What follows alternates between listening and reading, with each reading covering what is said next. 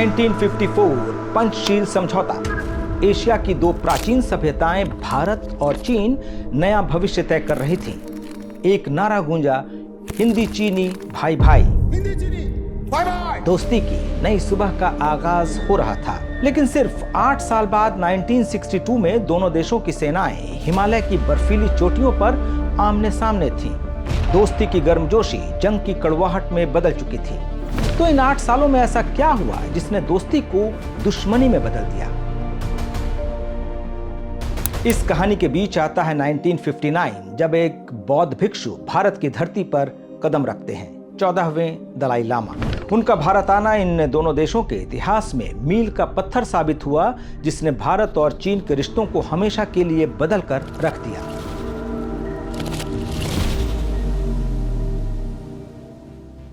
हाल ही में 90 साल के हुए दलाई लामा ने ऐलान किया कि उनकी संस्था गार्डन फोड्रांग ट्रस्ट उनके उत्तराधिकारी का चयन करेगी और अगला दलाई लामा तिब्बत के बाहर भी जन्म ले सकता है। इस घोषणा ने चीन को भड़का दिया। उसका साफ कहना है कि अगला दलाई लामा तिब्बत में ही पैदा होगा और उसकी आइडेंटिफिकेशन प्रोसेस पर चीन का पूरा कंट्रोल होगा।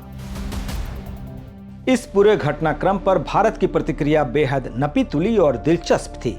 भारत सरकार में मंत्री किरेन रिजिजू, जो खुद एक बौद्ध हैं, ने दलाई लामा का समर्थन करते हुए कहा, सिर्फ दलाई लामा और उनके द्वारा स्थापित परंपराएं ही उनके उत्तराधिकारी का फैसला कर सकती हैं।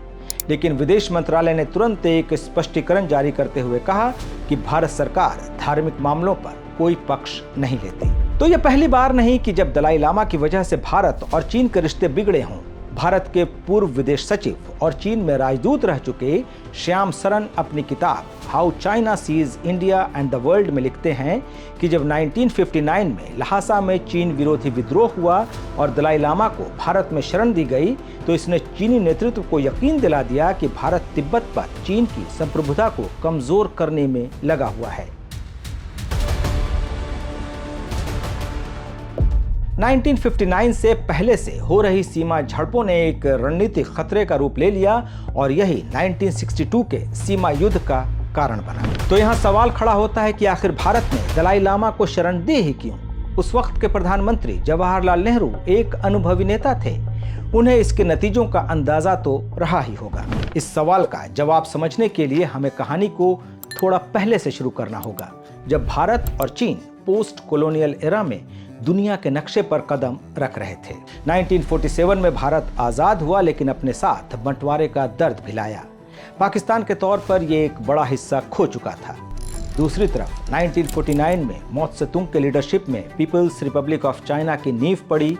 एक नया आक्रामक और विस्तारवादी चीन दुनिया के सामने था।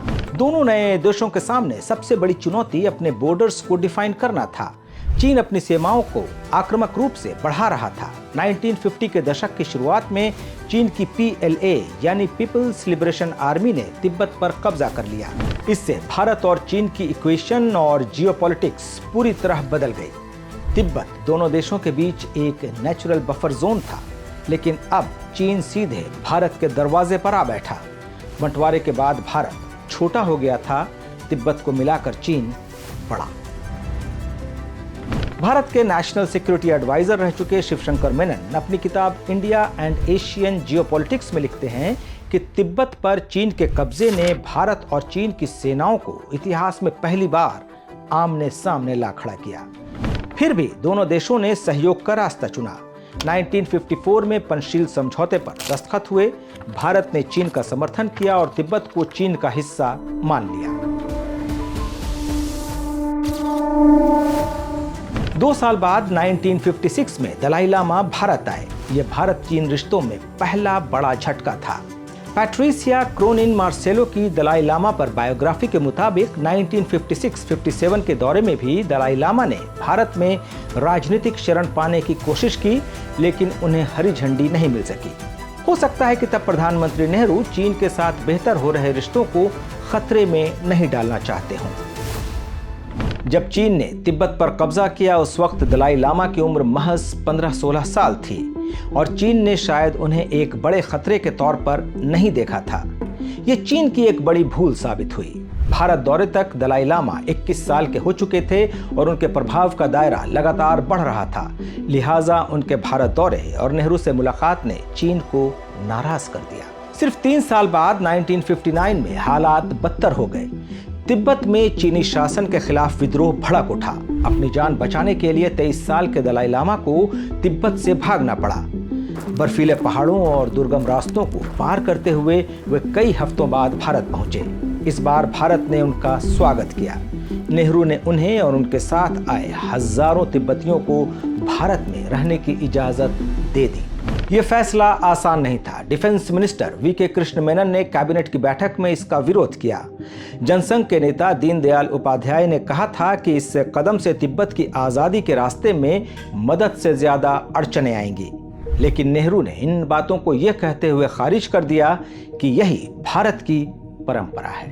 दलाई लामा ने उस वक्त कहा था, मैं भारत में एक ऐसा मेहमान हूं जो लंबे समय तक रहने वाला हूं। दलाई लामा को भारत आए हुए 65 साल से ज्यादा हो चुके हैं और इन 65 सालों में चीन और भारत के संबंधों में कभी वैसी गर्मजोशी नहीं आई जैसी 1950 के दशक के शुरुआत में थी। इतिहासकार दावा नोरबू लिखते हैं कि दलाई लामा के भारत आने से तिब्बत की पहचान तो बच गई, लेकिन भारत के खिलाफ चीन का शक हमेशा के लिए कायम हो गया। तो क्या नेहरू ने यह फैसला सिर्फ भारतीय मूल्यों और परंपरा को बनाए रखने के लिए किया था या यह एक सोची समझी रणनीति का हिस्सा था? नेहरू शायद समझ चुके थे कि चीन पर भरोसा नहीं किया जा सकता। दलाई लामा को शरण देने के साथ उनके हाथ ऐसा कार्ड आया जिसका इस्तेमाल कभी भी चीन पर दबाव बनाने के लिए किया जा सकता था। नेहरू जानते थे कि इस मुद्दे पर पश्चिमी देश उनका साथ देंगे। दलाई लामा पर कई किताबें लिख चुके अलेक्जेंडर नॉर्मन का मानना है कि नेहरू का फैसला आदर्शवाद यानी आइडियलिज्म और यथार्थवाद यानी रियलिज्म का मिक्सचर था।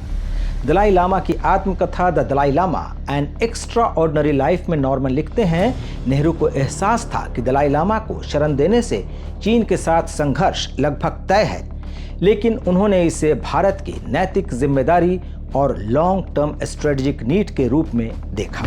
पर चीन को लेकर नेहरू की नीतियां सवालों के घेरे में जरूर आती हैं। चीन ने शुरुआत से ही अपना विस्तारवादी चेहरा दिखा दिया था, जिस पर भारत ने ध्यान नहीं दिया। तिब्बत पर कब्जे के बाद चीन ने भारत के हिस्से यानी अक्साई चीन पर भी कंस्ट्रक्शंस शुरू कर दिए।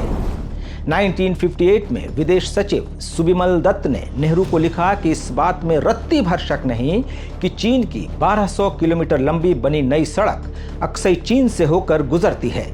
नेहरू को कोई फर्क नहीं पड़ा, बल्कि उन्होंने तो बाद में यहाँ तक कहा कि उस इलाके में तो घास की एक दूब तक नहीं उगती, वो जगह रहने लायक नहीं है और हमें तो ये भी नहीं पता कि वो जगह है कहाँ। दलाई लामा प्रकरण और सीमा विवाद, इन कारणों के चलते 1962 में दोनों देश युद्ध के मैदान में आमने सामने आ गए। इस युद्ध में भारत की बुरी तरह हार हुई और उसे लगभग 40,000 वर्ग किलोमीटर जमीन गंवानी पड़ी, जो पूरे स्विट्जरलैंड के बराबर है। चीन थोड़ा और फैल गया, भारत थोड़ा और सिकुड़ गया। तब से लेकर आज तक दोनों देशों के बीच सीमा पर तनाव बना हुआ है। 2017 में डोकलाम और 2020 में गलवान घाटी में हुई हिंसक झड़पें भी इसी तनाव का नतीजा हैं। चीन लगातार अरुणाचल प्रदेश में घुसपैठ करता है और वहां के गांवों के नाम बदलकर अपना दावा मजबूत करने की कोशिश करता है। इस तमाम नोकझोंक में तिब्बत एक इम्पॉर्टेंट फैक्टर है। तो अगर पूछा जाए कि तिब्बत दोनों देशों के लिए इतना अहम क्यों है, तो दरअसल तिब्बत खनिज भंडार है और स्ट्रेटेजिक लोकेशन की वजह से अहम है। ये एक हाई एल्टीट्यूड का इलाका है जो चीन को साउथ एशिया से जोड़ता है। चीन और पाकिस्तान के बीच संबंधों में भी तिब्बत एक भूमिका निभाता है। तिब्बत में इंफ्रास्ट्रक्चर मजबूत करना चीन के एम्बिशियस BRI यानी बेल्ट एंड रोड इनिशिएटिव का भी हिस्सा है। यहाँ 1914 के शिमला समझौते का जिक्र करना भी जरूरी है, जहाँ ब्रिटिश भारत ने तिब्बत के साथ मिलकर मैकमाहोन लाइन तय की थी। चीन ने इस समझौते को कभी पूरी तरह से मंजूरी नहीं दी, यानी भारत और चीन के बीच सीमा विवाद का इतिहास काफी पुराना है। अक्साई चीन से लेकर अरुणाचल तक कई इलाकों में दोनों देशों में मतभेद हैं, लेकिन आग में घी डाला तिब्बत के मुद्दे ने। चीन की पूरी कोशिश है कि वो तिब्बत को पूरी तरह चीन में घुला मिला ले। दलाई लामा इस काम में सबसे बड़ी अड़चन है। चीन का तिब्बत पर कब्जा है, लेकिन तिब्बतियों पर नहीं। वे आज भी दलाई लामा के प्रति वफादार हैं, जो सीमा के उस पार हैं। तिब्बत और दलाई लामा के बहाने चीन दूसरे सेपरेटिस्ट मूवमेंट्स के लिए भी मिसाल कायम करना चाहता है। ख्याल रहे कि शिनजियांग के उइगुर मुसलमानों पर हो रहे जुल्म को लेकर भी चीन सवालों के घेरे में है। लेकिन भारत में रह रहे दलाई लामा और लगभग 70,000 तिब्बतियों की वजह से चीन का काम आसान नहीं हो पा रहा है। भारत ने दलाई लामा को एक निर्वासित सरकार बनाने की भी अनुमति दी है जो भारतीय धरती से चलती है। ये चीन के लिए बहुत बड़ा कांटा है। तो फिर हल क्या है? चीन के नजरिए से इस समस्या को सिर्फ एक तरीके से हल किया जा सकता है, खुद का दलाई लामा चुनकर। चीन समझता है कि इसके साथ ही वो तिब्बत के लोगों पर भी पूरी तरह अधिकार जमा पाएगा। इसकी एक झलक 1995 में देखने को मिली जब पंचेन लामा का मामला सामने आया। पंचेन लामा दलाई लामा के बाद तिब्बती बौद्ध धर्म में दूसरे सबसे महत्वपूर्ण गुरु हैं। जब दलाई लामा ने एक बच्चे को नया पंचेन लामा के रूप में पहचाना तो वो बच्चा रहस्यमय तरीके से गायब हो गया। चीन की सरकार पर पंचेन लामा के अपहरण के आरोप लगते हैं। चीन ने गायब हुए पंचेन लामा की जगह अपनी सरकार द्वारा चुने हुए बच्चे को पंचेन लामा बना दिया। चीन यही काम अगले दलाई लामा को चुनने में भी कर सकता है। शायद दलाई लामा भी इस बात को अच्छी तरह जानते हैं और इसी वजह से हाल के दिनों में उनके रुख में थोड़ी नरमी आई है। वो अब तिब्बत की पूरी आज़ादी की मांग नहीं करते बल्कि सिर्फ वास्तविक स्वायत्तता यानी जेन्युइन ऑटोनॉमी की बात करते हैं। लेकिन चीन इसके लिए भी तैयार नहीं है। 2007 में चीन ने एक कानून पास किया जिसमें कहा गया कि तिब्बत में पैदा हुआ बच्चा ही अगला दलाई लामा बन सकता है। दूसरी तरफ दलाई लामा ने साफ कर दिया है कि उनका ट्रस्ट ही उनके उत्तराधिकारी को तय करेगा और ये तिब्बत के बाहर से भी हो सकता है। यहाँ ये समझना जरूरी है कि अगले दलाई लामा का चुनाव एक लंबी और जटिल प्रक्रिया है। दलाई लामा के निधन के बाद वरिष्ठ लामाओं का एक ग्रुप उस बच्चे की तलाश करता है जिसमें असाधारण लक्षण दिखाई देते हैं। इस प्रक्रिया में कई साल लग जाते हैं। इसका मतलब है कि एक दलाई लामा के निधन और दूसरे के वयस्क होने के बीच लगभग 20 साल का समय होता है। इस दौरान तिब्बती समुदाय का नेतृत्व कमजोर पड़ सकता है। जब चीन ने तिब्बत पर कब्जा किया तब मौजूदा दलाई लामा सिर्फ 15 साल के थे। चीन ने उन्हें बड़ा खतरा नहीं समझा, लेकिन जैसे जैसे उनकी उम्र बढ़ी उनका प्रभाव भी बढ़ता गया और वो चीन के लिए ज्यादा बड़ा खतरा बनते गए। दलाई लामा के हालिया बयान और चीन के दखल के बाद इस बात के चांसेस बहुत बढ़ गए हैं कि दुनिया को एक नहीं बल्कि 2 नए दलाई लामा देखने होंगे। एक जिसे मौजूदा दलाई लामा का ट्रस्ट और तिब्बती समुदाय मान्यता देगा और दूसरा चीन की कम्युनिस्ट पार्टी का चुना हुआ।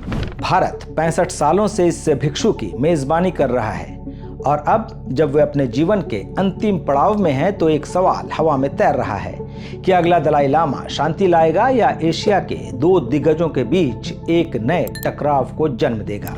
आप इस मुद्दे पर क्या सोचते हैं? अपनी राय हमें कमेंट बॉक्स में लिखकर जरूर बताएं। नमस्कार।